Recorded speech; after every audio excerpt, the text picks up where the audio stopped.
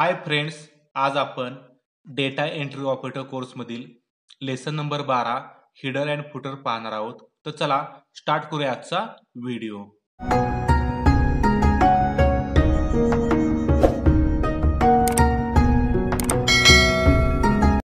तर फ्रेंड्स, पहिल्यांदा पाहूया आपण इन्सर्ट मेनू मधील हिडर फुटर हा ग्रुप.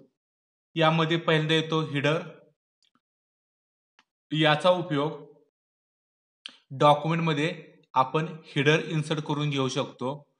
हिडर जो आहे तो इन्सर्ट केल्यानंतर काय होतो, तर प्रत्येक पेजच्या ह्या वरच्या साईडला आहे तो काय होतो, डिस्प्ले होतो, म्हणजे दिसत असतो. हिडर मला एकदाच इन्सर्ट करायला लागतो. मी कोणत्याही एका पेज मध्ये तो इन्सर्ट केला की डॉक्युमेंट मध्ये असतील तेवढ्या सर्व पेज मध्ये काय होतो, तो दिसत असतो. तर फुटर जो आहे तो आपण इथं काय असतो, इन्सर्ट करून घेऊ शकतो. पेजच्या जो खालच्या साईडला आहे इथं आपण काय करतो, फुटर इन्सर्ट केलेला दिसत असतो.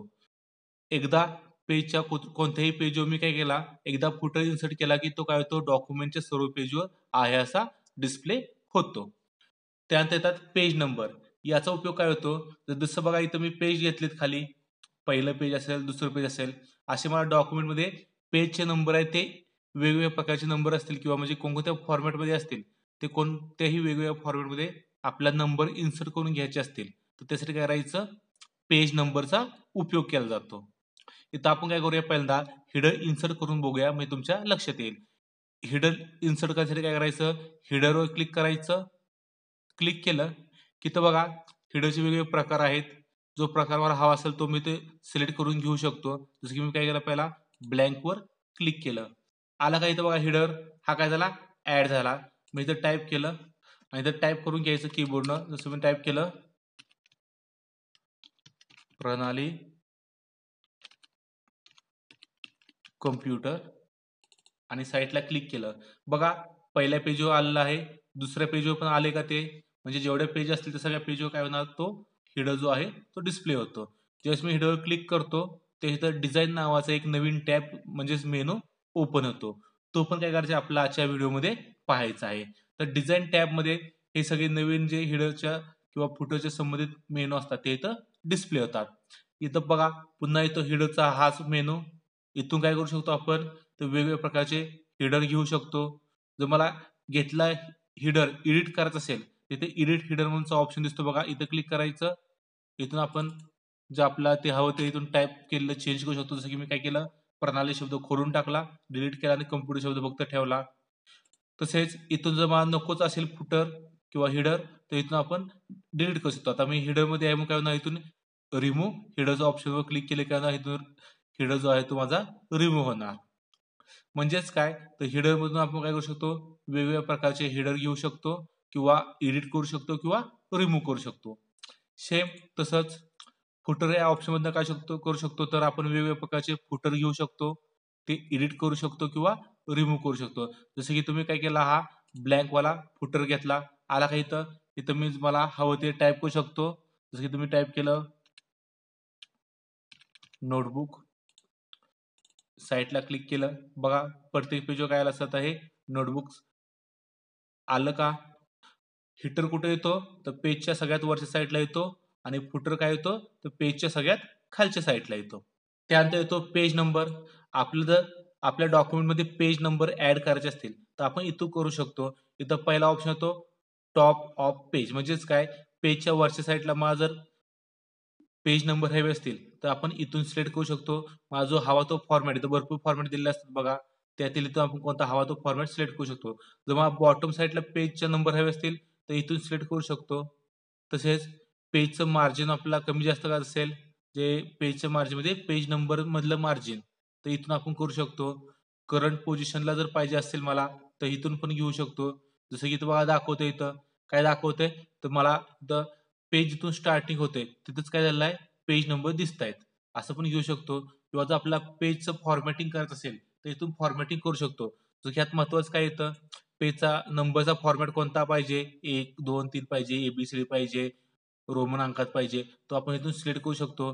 किंवा जर मला कस्टम हवा असेल, माझं जे पेजचं स्टार्टिंग आहे ते 1 पासून न होता 5 पासून झालं पाहिजे, 10 पासून झालं पाहिजे, तर इथं आपण हे आपलं हवं ते सिलेक्ट करून इथून घेऊ शकतो.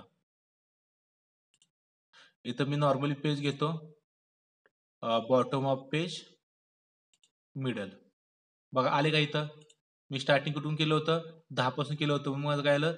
पेज नंबर 10 पासून इथं आलेले आहेत. 10, 11, 12 असे येत असतात. त्यानंतर पेज नंबरचा मला काढून टाकायचे असतील, डिलीट करायचे असतील तर सेम इन्सर्टमध्ये यायचं, पेज नंबरवर यायचं, फॉर्मॅटमध्ये यायचं. इथून बघा हे जे 10 आहेत मला ते काढून टाकायचे असतील आणि पहिल्यापासून काय असेल तर इथं क्लिक करणार, पुन्हा मी ओके करणार. आलं का इथं? पहिल्यापासून काय झालं आहे असं इथं चेंज झालेलं आहे माझं. इथून आपण काय करतो, पेज आपल्याला हवे तसे आपण चेंज करून घेऊ शकतो. त्यानंतर बघा येतो इन्सर्ट हा ग्रुप. इन्सर्ट ग्रुपचा उपयोग काय होतो तर इन्सर्ट मध्ये आपण डेट टाइम आपण काय असतो इन्सर्ट करून घेऊ शकतो किंवा डॉक्युमेंटची इन्फो इन्सर्ट करून घेऊ शकतो. डेट टाइम मध्ये काय येतात तर वेगवेगळ्या प्रकारचे डेट आणि टाइमचे फॉर्मॅट आहेत. बघा याच्यावर क्लिक केलं काय दाखवतात, इथे डेट आणि टाइमचे काय आहेत वेगवेगळे फॉर्मॅट आहेत. तो आपण आपल्याला हवा तो काय करू शकतो इथे सिलेक्ट करून घेऊ शकतो. जसं की मी हा सिलेक्ट केला, ओके केला, आला का बघा इथं काय झालेला आहे तो फॉर्मॅट इथं आपल्याला आलेला दिसतोय.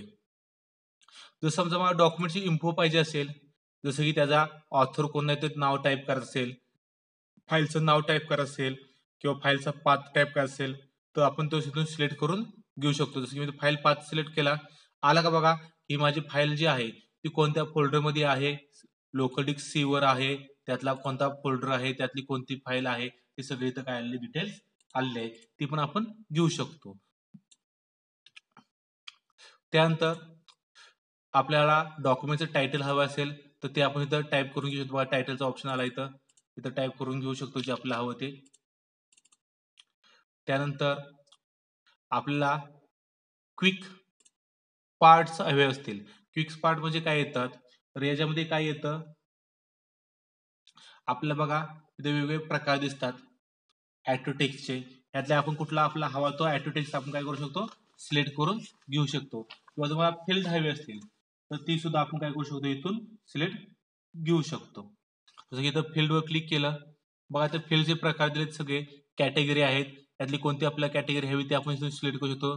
जसं की इथं बघा ऍडव्हान्स आहे, ऑथर आहे, हे सगळे ॲटोनम आहे, हे सगळे फील्डचे आपण प्रकार कोणते हवे ते आपल्याला सिलेक्ट करून इथून सुद्धा घेऊ शकतो.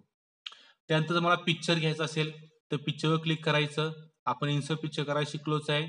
जो मला पिक्चर हवा आहे तो सिलेक्ट करायचा, इथं इन्सर्टवर क्लिक करून तो पिक्चर काय करायचा इन्सर्ट करून घ्यायचा. मला एखादा ऑनलाईन घ्यायचा असेल, नेटवरून काय करायचं असेल पिक्चर डाउनलोड करून घ्यायचं असेल तर इथून मी ऑनलाईन पिक्चरचा उपयोग करू शकतो. त्यासाठी काय पाहिजे तुमचं इंटरनेटचं कनेक्शन चालू पाहिजे. त्यानंतर आता जर मी हिडरवर असेल आणि मला फुटरवर जायचं असेल तर गो टू फुटरवर क्लिक करायचं. आलं का? ज्यावेळेस मी फुटरवर असतो तिथून मला हिडरवर जम्प करायचं असेल त्यावेळेस काय करायचं गो टू हिडरवर क्लिक करायचं. हे ऑप्शन कुठे येतात तर नेव्हिगेशन या ग्रुपमध्ये येतात. नेव्हिगेशन म्हणजेच काय दिशादर्शक. याचा उपयोग काय होतो आपल्याला जम्पिंग करण्यासाठी होतो, म्हणजे हिडर फुटरवर जाण्यासाठी याचा उपयोग केला जातो. गो टू हिडरनं काय होतं तर आपण फुटरमधून हिडरमध्ये जातो आणि गो टू फुटरनं काय होतं तर हिडरमधनं फुटरमध्ये जातो. त्यानंतर ऑप्शन येतो प्रिव्हियस, पाठीमागील हेडर बघायचं असेल किंवा फुटर बघायचं असेल तर प्रिव्हियसवर क्लिक करायचं, पुढचं बघायचं असेल तर नेक्स्टवर क्लिक करू शकतो आपण.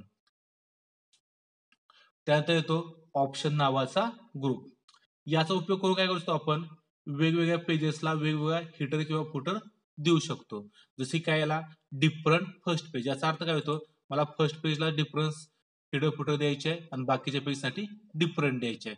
असं असेल त्यावेळेस काय करायचं इथं क्लिक करायचं. बघा आता इथं मी नाव टाईप करून घेतलं राम आणि साईडला क्लिक केलं, तुम्ही बघू शकता पहिल्या पेजला काय हिडर तर राम आहे आणि दुसऱ्या पेजला काय आहे तो आधीचा जो होता आपला SFSDT तो आहे असा राहिला आहे.